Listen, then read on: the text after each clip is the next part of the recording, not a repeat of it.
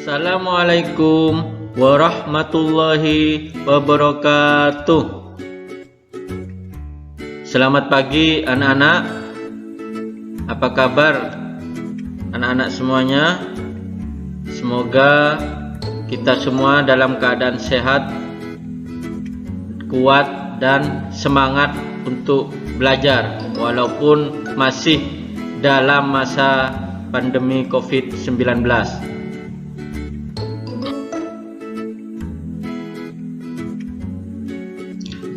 Sebelum belajar, seperti biasa kita berdoa dulu. Berdoa dalam hati, berdoa mulai.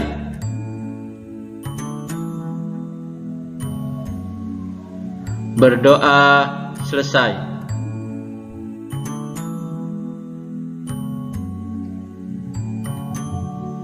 Anak-anak, hari ini kita akan belajar tema 1, indahnya kebersamaan. Subtema 2, kebersamaan dalam keberagaman. Pembelajaran 4, 5, dan 6 masih bersama saya, Bapak Madani.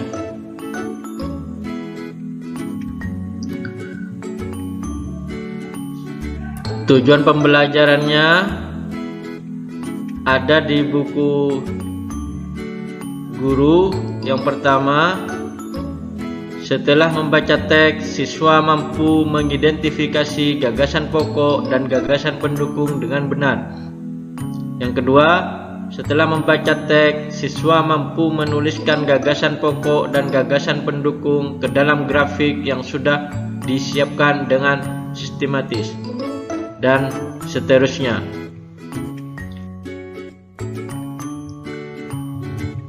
Silakan anak-anak buka buku siswa halaman 110 dan 111.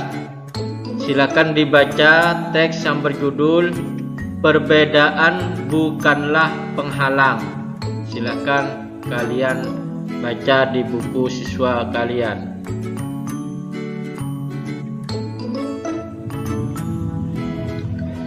Gagasan pokok dan gagasan pendukung dalam bentuk tabel.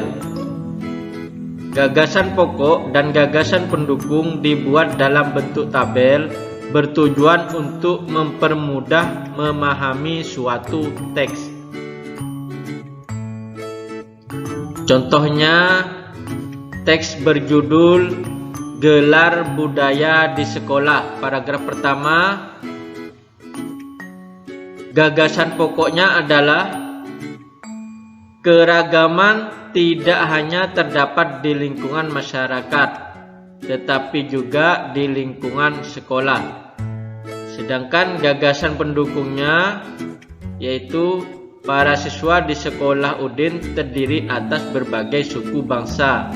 Mereka berasal dari berbagai daerah di Indonesia. Ada siswa yang berasal dari Sumatera, ada siswa yang berasal dari Jawa, ada siswa yang berasal dari Kalimantan, Sulawesi, Nusa Tenggara, Papua, dan sebagainya. Itu merupakan gagasan pendukungnya. Paragraf kedua, gagasan pokoknya masih ada di awal paragraf, yaitu sekolah sering mengadakan gelar budaya untuk memperkenalkan kekayaan budaya Indonesia kepada para siswa. Sedangkan gagasan pendukungnya dari paragraf 2 yaitu misalnya gelar pakaian daerah, gelar makanan tradisional, dan gelar musik tradisional. Pada saat gelar pakaian daerah, para siswa mengenakan pakaian daerah ke sekolah. Pada saat gelar makanan tradisional, para siswa membawa contoh makanan tradisional ke sekolah. Pada saat gelar musik tradisional, para siswa mengadakan pertunjukan musik daerah. Itu merupakan gagasan pendukung dari paragraf kedua. Nah, bagaimana caranya diubah dalam bentuk tabel? Mari kita lihat contoh dalam bentuk tabel. tabelnya ada paragraf, gagasan pokok, gagasan pendukung. Untuk paragraf pertama, gagasan pokoknya yaitu keragaman di lingkungan sekolah. Gagasan pendukungnya, pertama, para siswa berasal dari berbagai suku bangsa. Macam daerah asal siswa di sekolah Udin. Yang ketiga, setiap daerah memiliki budaya khas. Paragraf kedua, gagasan pokoknya yaitu gelar budaya di sekolah Udin.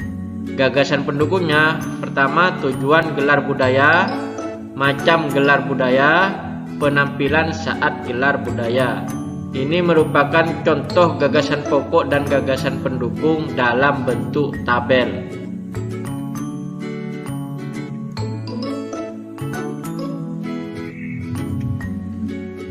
Menjelaskan bentuk-bentuk kerjasama di kelas.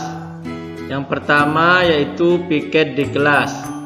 Salah satu kegiatan kerjasama yang dilaksanakan di kelas yaitu piket di kelas. Piket kelas adalah kegiatan membersihkan ruang kelas yang dilakukan setiap hari. Setiap siswa mendapatkan kesempatan yang sama untuk melaksanakan piket kelas. Piket kelas membuat kelas menjadi bersih dan meningkatkan semangat belajar. Yang kedua, mengumpulkan sumbangan. Ketika temanmu mengalami musibah, kamu dan teman-teman akan kerjasama mengumpulkan sumbangan. Sumbangan berupa uang, makanan, dan pakaian bekas. Sumbangan akan diberikan kepada temanmu tersebut. Sumbangan dapat membantu meringankan musibah temanmu. Untuk kerjasama yang ketiga yaitu mengerjakan tugas kelompok. Kerja kelompok membutuhkan kerjasama antar anggota kelompok. Suatu pekerjaan yang dikerjakan bersama akan cepat selesai. Contoh kerja kelompok, pertama diskusi, kedua membuat prakarya, dan yang ketiga presentasi di depan kelas. Untuk pembelajaran 5, materi pembelajarannya yaitu pelajaran IPS dan SBDP.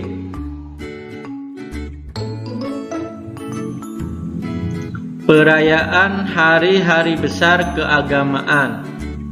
Keragaman yang dimiliki Indonesia salah satunya adalah keragaman agama. Ada 6 agama yang diakui pemerintah Indonesia.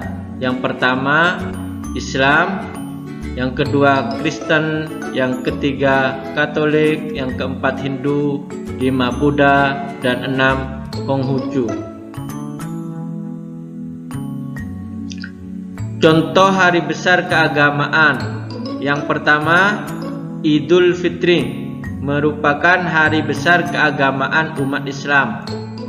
Dirayakan setiap tanggal 1 Syawal penanggalan Hijriah. Sebelum Idul Fitri, umat Islam melaksanakan ibadah puasa selama sebulan.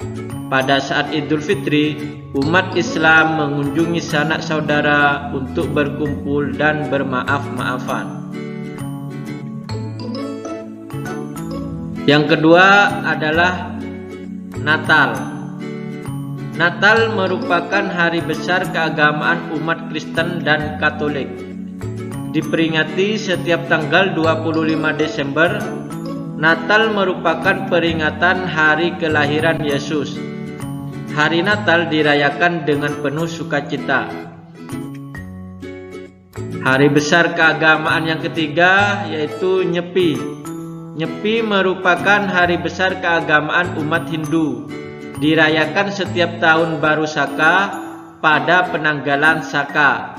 Saat perayaan Nyepi, umat Hindu berdiam diri di rumah tanpa melakukan aktivitas apapun selain berdoa dan introspeksi diri. Perayaan hari kebesaran agama yang keempat yaitu Waisak. Waisak merupakan hari besar keagamaan umat Buddha. Perayaan Waisak di Indonesia biasanya dipusatkan di Kompleks Candi Borobudur. Yang kelima, Tahun Baru Imlek. Imlek merupakan hari besar keagamaan umat Konghucu. Perayaan Tahun Baru Imlek dimulai dari hari pertama pada bulan pertama penanggalan Tionghoa. Pada perayaan tersebut terdapat tradisi pembagian angpau setelah sembahyang di kelenteng. Pembelajaran keenam meliputi PPKN dan Bahasa Indonesia.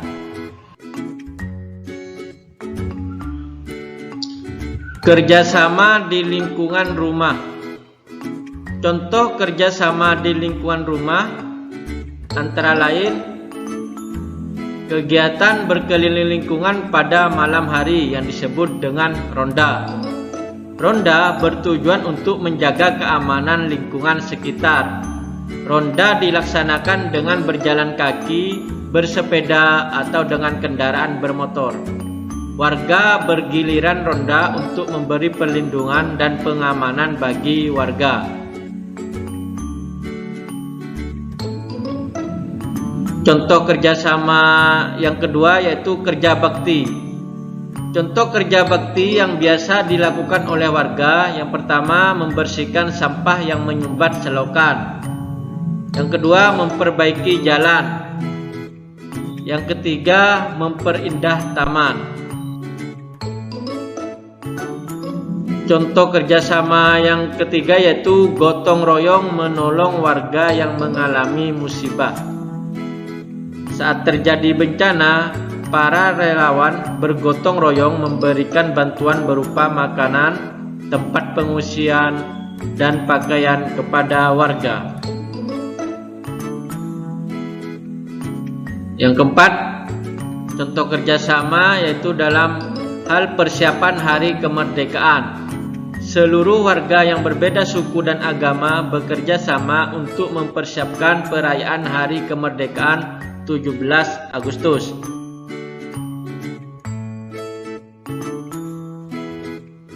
Membuat ringkasan teks dengan peta pikiran.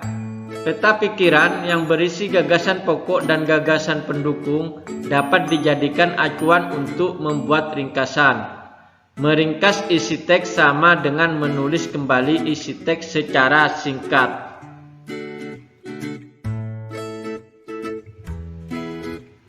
Langkah membuat ringkasan teks. Yang pertama, bacalah teks dengan seksama.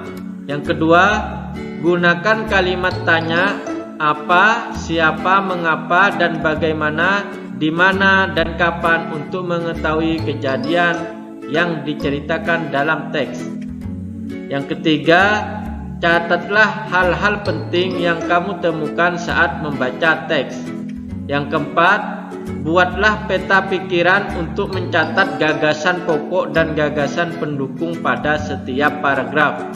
Yang kelima, buatlah ringkasan berdasarkan peta pikiran menggunakan bahasamu sendiri. Yang keenam, urutkan peristiwa harus sesuai dengan isi teks sebenarnya. Yang ketujuh, gunakan kalimat yang ringkas, hindari pengulangan kalimat dan bahasa yang tidak efektif. Nah, anak-anak, ini tugas mandiri tema 1 subtema 2 untuk kalian. Ada 5 soal, silakan dikerjakan di lembaran. Demikian pembelajaran hari ini, semoga bermanfaat. Tetap semangat belajar dan tetap patuhi protokol kesehatan. Terima kasih. Wassalamualaikum warahmatullahi wabarakatuh.